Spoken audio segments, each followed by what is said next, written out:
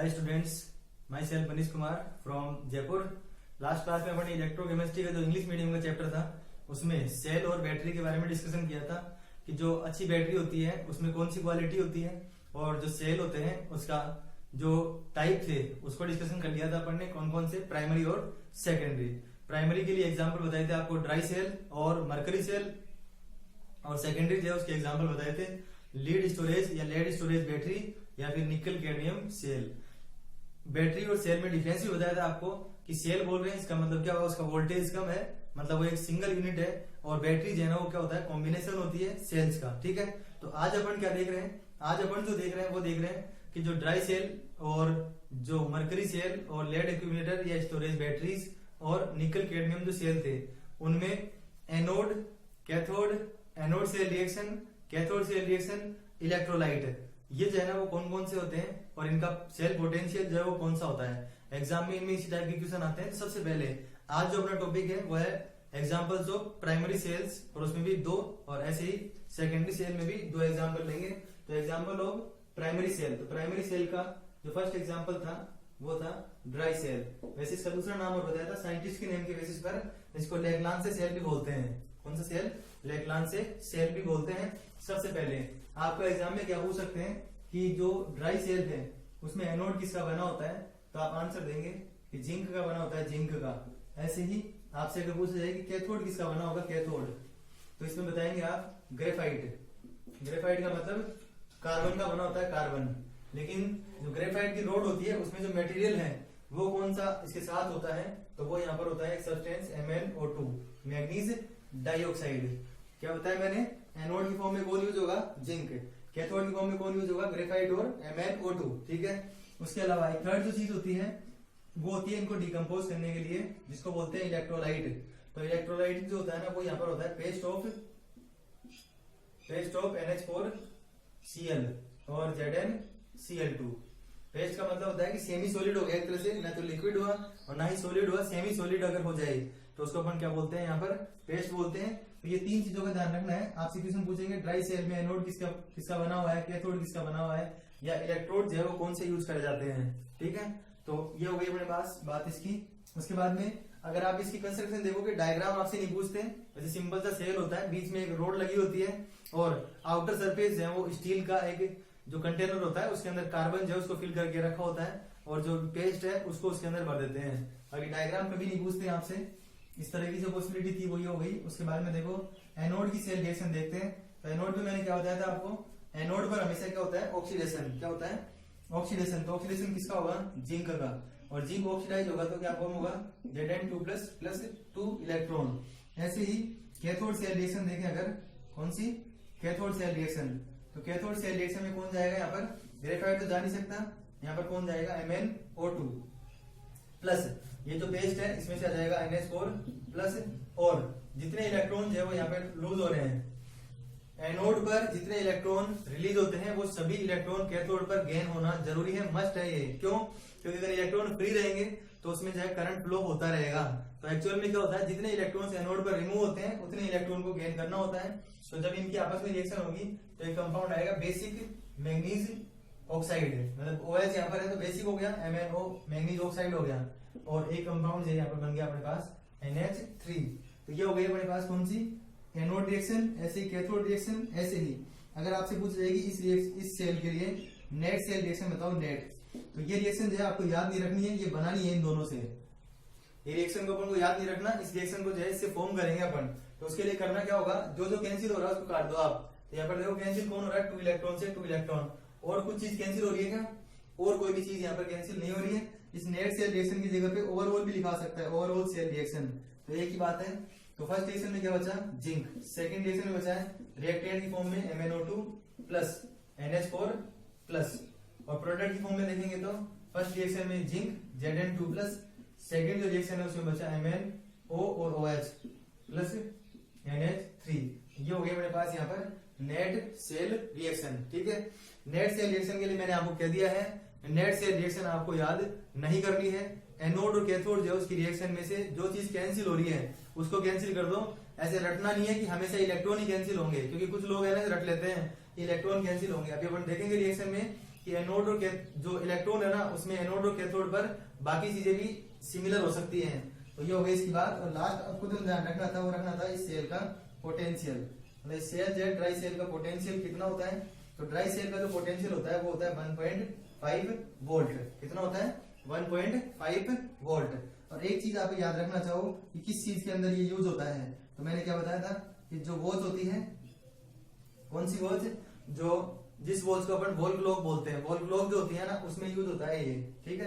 तो wall clock में इसका यूज करते हैं। तो वॉल क्लॉक में पूछा जाए आपसे कि कौन सा सेल यूज होगा, तो आप आंसर जो है ना वो क्या देंगे, ड्राई सेल। तो इस तरीके से ये हुआ अपने पास फर्स्ट एग्जांपल किसका, प्राइमरी सेल का, ठीक है। इसी तरीके से जैसा पैटर्न मैं आपको बता रहा हूँ इसका स्क्रीनशॉट ले सकते हैं आप। इसी तरीके से चारों टाइप के सेल्स है ना उनका डिस्कशन करेंगे। ये पूरी चीज समझ में आ गई। इनके अलावा आपसे न तो कोई कंपटीशन में क्वेश्चन पूछते हैं, ना ही जो है ना आपसे जो जनरल बोर्ड्स के पेपर होते हैं उनमें पूछते हैं, ठीक है। ये सब चीजें पूछते हैं। सेकंड जो आता है वो अपने पास आता है मरकरी सेल। कौन सा सेल, मरकरी सेल। जैसा कि इसके नाम से पता लग रहा है कि इसमें मरकरी प्रेजेंट है, ठीक है। तो देखो एनोड जो है ना, एनोड वो तो इसके साथ याद रखो। मैं इसको इसके साथ जानबूझ के लिख रहा हूं जिससे कि आपको याद रखने में थोड़ी आसानी हो। आपको क्या करना है, जिंक यहाँ पे लिखा हुआ है, यहाँ पे भी जिंक याद रखेंगे, लेकिन यहाँ पर याद रखना है अमलगम। अमलगम का मतलब होता है एलॉय ऑफ मरकरी। सॉल्यूशन के चैप्टर में बताया था आपको कि जो एलॉय होते हैं मरकरी के उनको जो है ना अमलगम बोलते हैं। तो एनोड जो है ना, एनोड यहाँ पर एनोड जिंक का बना हुआ है, उसमें जिंक अमलगम, अमलगम इसलिए है क्योंकि यहाँ पर मरकरी है। क्लियर हो गई चीज, ठीक है। कैथोड को भी देखो इसी तरीके से रिमेम्बर रखेंगे अपन। कैथोड है उसके ऊपर इसमें फर्स्ट नंबर पे क्या लिखा हुआ है, ग्रेफाइट। तो इसमें भी ग्रेफाइट। कुछ बुक्स में इस ग्रेफाइट की कार्बन लिखा हुआ है, तो एक ही बात है वो कार्बन ही होता है। MnO2 जो है ना उसकी जगह पे यहाँ पर होता है HgO, ठीक है। यहाँ पर भी ऑक्साइड है लेकिन वो मैग्नीज का है, वहां पर भी ऑक्साइड है लेकिन वो किसका है, मरकरी का। क्लियर है, आप इसको ध्यान से देखते चले जाइए, ठीक है। उसके बाद में देखो इलेक्ट्रोलाइट के लिए अगर बोले कि कौन सा इलेक्ट्रोलाइट यहाँ पर यूज होगा, तो इलेक्ट्रोलाइट जो है यहाँ पर यूज होता है KOH। मतलब इसका भी पेस्ट है इसके अंदर, पेस्ट ऑफ KOH। इसके साथ साथ जिंक ऑक्साइड जो है ना वो भी यहाँ पर होता है, थोड़ा सा आप याद रख सकते हो यहाँ पर। लेकिन इसका जो है वो स्मॉल अमाउंट होता है, ज्यादातर जो है वो उसमें क्या प्रेजेंट होता है, KOH प्रेजेंट होता है। तो आपको यहाँ तक चीज समझ में आ गई होगी। इसको इसके साथ लिंक करके याद रखना है। फिर मैं कह रहा हूँ क्योंकि उससे आपको इजीली रिमेम्बर रहेगी चीजें। बाकी आपको जो है ना थोड़ी प्रॉब्लम हो सकती है, तो लिंक करके याद रखो, कहीं कोई दिक्कत ही नहीं आएगी। अब देखो इस रिएक्शन को भी मैं कंप्लीट करता हूँ। यहाँ पर एनोड की जो रिएक्शन है वो भी बिल्कुल ऐसे कैसे आएगी, क्या चेंज होगा, देखो अमलगम में Zn जो है ना उसको आपको इस तरीके से लिखना है ZnHg। तो Hg को मैंने क्या लिख दिया, ब्रैकेट में लिख दिया। इसका मतलब ये रिएक्शन में पार्टिसिपेट नहीं करेगा, ठीक है। मैं इसको मिटा रहा हूं यहां से। तो इसमें ये पार्टिसिपेट नहीं करेगा। तो अपन जब इस रिएक्शन किससे कराएंगे, इसको भी नीचे लिख देता हूं इधर, ZnHg। ये रिएक्शन कैसे करेगा, ये तो बात समझ में आ गई कि जिंक जो है वो 2 इलेक्ट्रॉन्स यहाँ पे रिमूव करेगा, 2 इलेक्ट्रॉन्स रिलीज करेगा, क्योंकि एनोड से रिएक्शन है ये भी, ठीक है। तो इसमें क्या याद रखना है, तो इलेक्ट्रोलाइट का OH माइनस है वो यहाँ पर रिएक्ट करता है और 2 OH माइनस रिएक्ट करते हैं, जिससे कि एक तो बन जाता है जिंक ऑक्साइड, और सेकंड जो प्रोडक्ट होगा यहाँ पर वो होगा H2O। और यहाँ पर 2 इलेक्ट्रॉन्स है उसने क्या करे, रिलीज करे। फिर से देखो यहाँ पर जिंक जो है वो किसी से रिएक्ट नहीं कर पा रहा था, Hg रिएक्ट नहीं कर पा रहा था। अगर फ्री स्टेट में होता, अकेला जिंक होता, तो ये वाली रिएक्शन आ जाती कॉमन। लेकिन यहाँ पे मरकरी के साथ प्रेजेंट है, इसका मतलब मरकरी के अंदर से जिंक को यहाँ पे रिमूव करना था। इसलिए अपन ने रिएक्शन किससे करा दी, इसकी जो पेस्ट प्रेजेंट था KOH का जो बेसिक सॉल्यूशन है यहाँ पर, उसमें से अपन ने OH माइनस को यहाँ पर ले लिया है, ठीक है। ऐसे ही अगर कैथोड के लिए बोला जाए, कैथोड की रिएक्शन कौन सी होगी, तो कैथोड से रिएक्शन के लिए अगर बोले तो कैथोड पर कौन है यहाँ पर, HgO है, HgO, ठीक है। HgO रिएक्ट करेगा इससे और इससे, मतलब ये इलेक्ट्रॉन तो गेन होने ही है। ये तो आपको पहले बता दिया था मैंने कि जितने इलेक्ट्रॉन एनोड पर रिलीज हो रहे हैं वो सब के सब इलेक्ट्रॉन जो है वो कैथोड पर क्या होंगे, गेन होंगे। अब इसको इसके साथ कंबाइन करेंगे, HgO इसके साथ कंबाइन करेंगे तो ये तो जाएगा Hg और ये यहाँ पर आ जाएगा 2OH माइनस। Hg का तो Hg हो गया, ये O 2O और 2OH, तो 2OH माइनस आंसर आ गया। इलेक्ट्रॉन यहाँ पर गेन हो ही गए। अब इसमें भी वही पूछा जाए नेट से रिएक्शन जो है वो कौन सी होगी, तो बताओ इसके अंदर कैंसिल क्या क्या हो रहा है। इसमें देखो कैंसिल क्या हो रहा है, इलेक्ट्रॉन से तो इलेक्ट्रॉन कैंसिल हो ही रहा है। इसके अलावा बताओ देखिए क्या कैंसिल हो रहा है। इसके अलावा इसमें देखो कैंसिल हो रहा है OH माइनस और H2O दोनों, मतलब ये H2 है ना, ये भी कैंसिल हो रहा है, OH माइनस भी कैंसिल हो रहे हैं। तो देखो क्या बचा है इसके अंदर, नेट सेल रिएक्शन में यहाँ पर तो बच गया zinc amalgam, plus second reaction में बच गया HgO और इधर बच गया ZnO प्लस Hg। मैं फिर कह रहा हूँ इस रिएक्शन को आपको याद नहीं रखना है, क्योंकि जो रिएक्शन है वो किससे बन जाएगी, एनोड और कैथोड जो रिएक्शन है उसमें कैंसिल करने के बाद बनेगी। लास्ट जो चीज है वो इसकी है, इसमें जो सेल पोटेंशियल होता है वो कितना होता है, तो सेल का पोटेंशियल जो वो होता है 1.35 वोल्ट। और इसका यूज अगर देखें तो कैलकुलेटर या रिमोट जो होता है, रिमोट उसके अंदर होता है, या फिर जो हैंड वॉच होती है ना हाथ घड़ी, उसमें इसका यूज किया जाता है। तो अभी मैंने आपको बता दिए कि जो प्राइमरी सेल होते हैं उसके कौन कौन से एग्जांपल हैं, अच्छी तरह आप जैन को देख सकते हैं। अब जो है आपको यहाँ पर मिल गया है सारी चीज, इसका आप स्क्रीनशॉट ले लीजिए। बिल्कुल सिंपल है, डरने की कोई रिक्वायरमेंट ही नहीं है, कोई जरूरत ही नहीं है। क्वेश्चन जो एग्जामिनर बना के देखेगा हार्ड से हार्ड क्वेश्चन बस यही है कि ऐसे पूछ लेंगे कैलकुलेटर में कौन सा सेल यूज हुआ, हाथ घड़ी में कौन सा सेल यूज हुआ, इस तरीके से। ठीक है, तो अब अपन आगे देखते हैं जो सेकेंडरी सेल होंगे उनके एग्जाम्पल कौन से हो सकते हैं। अभी अपन ने देखे थे प्राइमरी सेल जो उसके एग्जाम्पल, अब अपन देख रहे हैं सेकेंडरी सेल जो वो कौन कौन से होते हैं, सेकेंडरी बैटरीज कौन कौन सी होती है। सेकेंडरी बैटरी में फर्स्ट जो एग्जाम्पल है वो है लेड स्टोरेज बैटरी। देखो यहाँ पे लिखा हुआ है लेड, इसका मतलब एनोड जो है ना वो किसका बना हुआ है, लेड का, मतलब पीबी का। कैथोड जो होता है वो बना होता है यहाँ पर PbO2 का, लेड डाई ऑक्साइड का, PbO2 का। ठीक है, इलेक्ट्रोलाइट जो होता है वो यहाँ पर होता है कंसंट्रेटेड H2SO4, लेकिन इसकी कंसंट्रेशन जो है वो ओनली 38% ही होती है, मतलब 38% ही है, बाकी रिमेनिंग जो इसके अंदर वाटर प्रेजेंट है, तो 38% जो है वो कंसंट्रेशन है किसकी, H2SO4 की कंसंट्रेशन है। अब देखो एनोड की रिएक्शन देखिए, अगर तो जो Pb है वो किसमें कन्वर्ट हो जाएगा, Pb जो है वो कन्वर्ट होगा PbSO4 में, किसमें कन्वर्ट होगा, PbSO4 में। उसके लिए करना क्या पड़ेगा, इस इलेक्ट्रोलाइट में से क्या ले लेंगे अपन, SO4, इलेक्ट्रोलाइट में से क्या ले लेंगे, SO4 माइनस और प्लस 2 इलेक्ट्रॉन। तो PbSO4 के साथ ऐड हुआ, 2 इलेक्ट्रॉन्स लूज किए और PbSO4 बन गया, 2 इलेक्ट्रॉन जो है यहाँ पर रिलीज हो गए। कैथोड की रिएक्शन देखें तो कैथोड पे कौन जाएगा, PbO2, यही है यहाँ पर PbO2 ही है। ठीक है, फिर से Pb है इसके अंदर, इसमें भी Pb था, इसका मतलब क्या हुआ, वही SO4 के साथ कंबाइंड होगा ये, लेकिन ये SO4 के साथ कंबाइंड हो रहा है तो 2 SO4 अपन ने यहाँ पे यूज कर लिए। तो एक H2SO4 से कितने H+ मिलेंगे, 2। एक H2SO4 जो है उससे अपन को जो हाइड्रोजन है वो कितने मिल रहे हैं, 2 हाइड्रोजन मिल रहे हैं। तो अपन ने कितने SO4 ले लिए यहाँ पर, SO4 अपन ने ले लिए यहाँ पर 2, इसका मतलब हाइड्रोजन कितने हो जाएंगे, 4, इसका मतलब 4H+, इलेक्ट्रॉन्स कितने, 2, तो 2 इलेक्ट्रॉन्स यहाँ पे लिख दो। Pb को किसके साथ कंबाइन करना है, Pb को SO4 के साथ, क्या आंसर आ जाएगा, PbSO4, क्या आ जाएगा, PbSO4। उसके बाद में 2 ऑक्सीजन और 4 हाइड्रोजन, इसका मतलब 2H2O। दोबारा देखो, फर्स्ट रिएक्शन में Pb यहाँ पर एनोड था तो Pb plus SO4, PbSO4 plus 2 electron.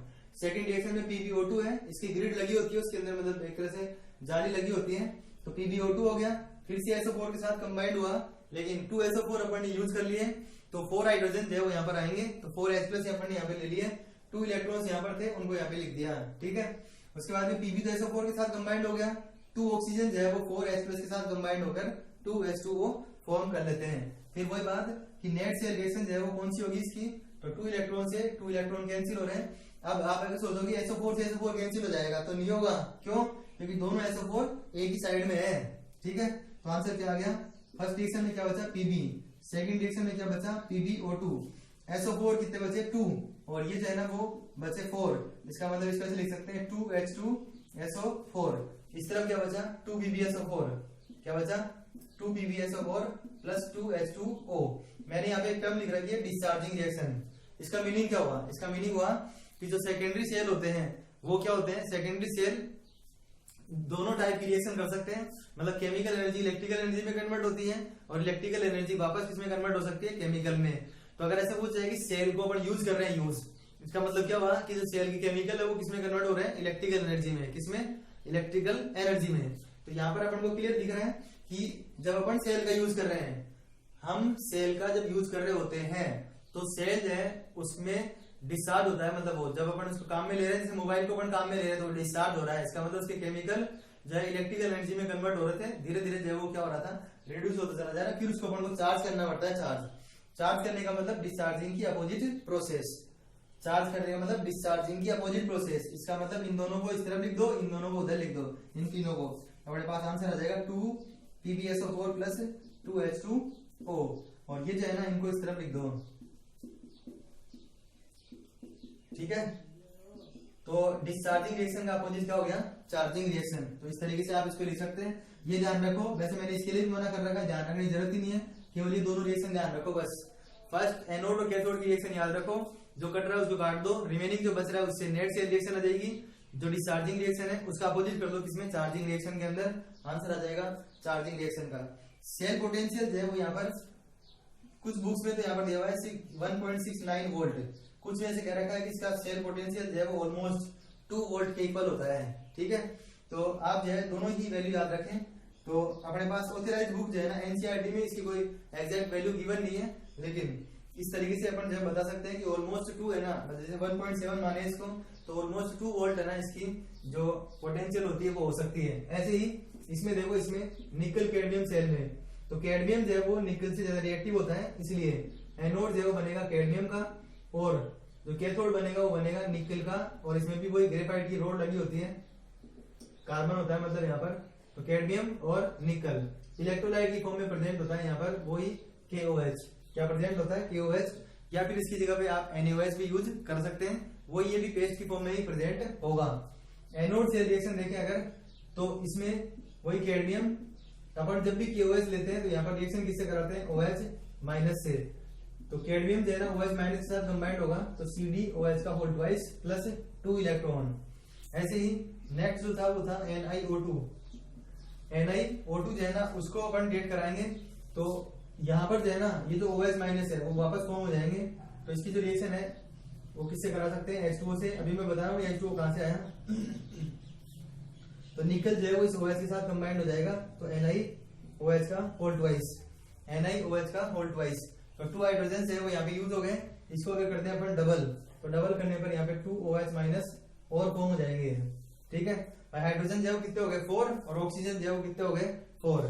2 oxygen यहाँ पे, 2 ऑक्सीजन यहाँ पर है, तो NiOH का होल ट्वाइस और 2OH माइनस, ठीक है। तो अपन ने यहाँ पे कहा था कि KOH का जो पेस्ट अपन ने ले रखा है उसमें से OH माइनस यहाँ पे यूज कर दिया, CdOH का whole twice plus 2 electron. NiO2 यहाँ पर प्रेजेंट है ही, उसकी रिएक्शन H2O से करा के 2 इलेक्ट्रॉन को ऐड करवा दिया, NiOH का होल ट्वाइस और OH minus. Net cell reaction जो है उसमें इलेक्ट्रॉन्स को कैंसिल कर दो, OH माइनस से OH माइनस को कैंसिल कर दो। यहाँ पर जो आंसर आ जाएगा वो आ जाएगा CD plus NiO2 plus 2H2O और CdOH का होल ट्वाइस प्लस NiOH का होल ट्वाइस। आपको जो एनसीईआरटी की बुक है उसमें एक ही इक्वेशन दी जा सकती है, लेकिन उससे एनोड कैथोड की रिएक्शन का पता नहीं चलता। लास्ट में चार्जिंग रिएक्शन इसकी अपोजिट हो जाएगी और सेल पोटेंशियल इसका 1.2 होता है। तो इस तरीके से हुआ प्राइमरी और सेकेंडरी सेल के जो एग्जांपल होते हैं वो। तो थैंक्स फॉर वॉचिंग।